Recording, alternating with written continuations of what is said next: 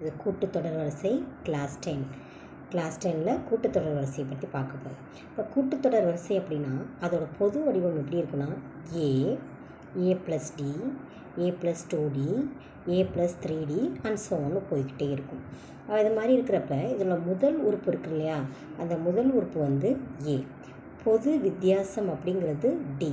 பொது வித்தியாசம் எப்படி கண்டுபிடிக்கிறது அப்படின்னா ரெண்டாவது உறுப்புலேருந்து மொதல் உறுப்பை கழிக்கணும். இதுதான் பொது வித்தியாசம்.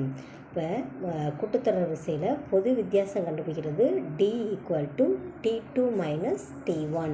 இப்போ முதல் உறுப்புங்கிறது T1, ரெண்டாவது உறுப்பு T2, மூணாவது உறுப்பு T3. இப்போ இது மாதிரி தான் கண்டுபிடிக்கிறது. இதில் கூட்டுத்தொடர் வரிசையில் என்னாவது உறுப்புக்கான சூத்திரம் அப்படின்னு பார்த்தீங்கன்னா Tn equal to A plus n minus 1 into D. அதாவது கூட்டுத்தொடர் வரிசையில் என்னாவது உறுப்புக்கான சூத்திரம் Tn equal to A plus n minus 1 into D. Thank you.